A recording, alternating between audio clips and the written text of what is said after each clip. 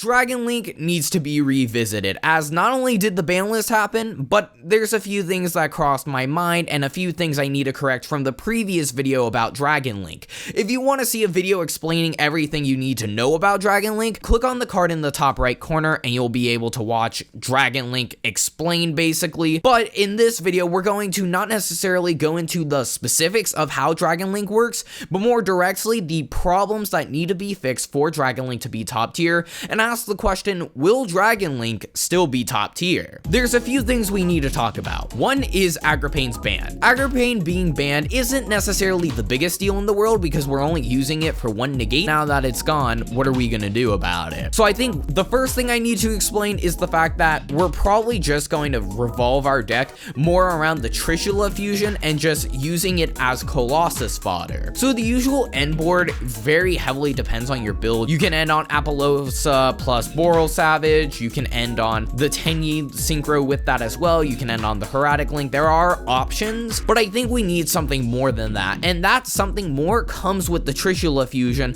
and playing some Thunder Dragon. So if we banish Dark, we get Hawk to our hand, and then Hawk's going to revive the Dark, and then summon Colossus, and it can be protected twice. So that's a big deal, because along with all of our other negates, we're now stopping them from searching, and I think that will help us close the deal and make up for the Agripane ban. Not necessarily the biggest deal in the world that Agripane got banned, but it's definitely something I needed to clear up in this video. Before we continue, if you guys want to join an amazing community of people, make sure to go down into the description and check out my Discord. I'd love to have you there.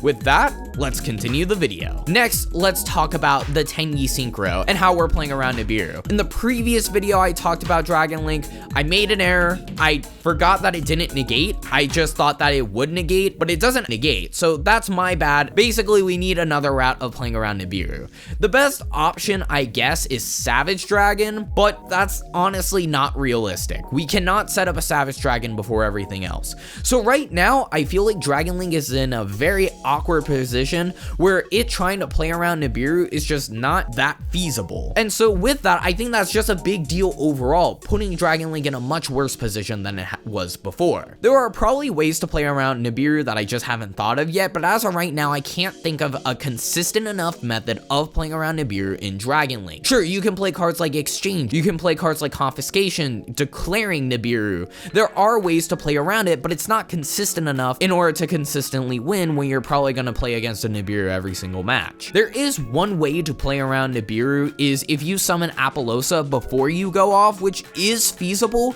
It's not the most consistent thing in the world, but it is definitely possible. You just need a Link 4 and then you need to put an LP on field. If you can figure that out, then you can still play Dragon Link. What is my opinion on Dragon Link? I think Dragon Link right now is in a really awkward position where it is still really consistent. I think Striker Dragon and Seyfert add so much to the deck, and if Nibiru did not exist, I could see it being an amazing strategy going into this next format. With Nibiru's existence, I just think it's too much for Dragon Link to handle. Speaking of Dragon Link and Chaos Impact, if you guys want to see more videos on Chaos Impact like this one, make sure to click on the playlist next to me, and I'd love to see you in another video.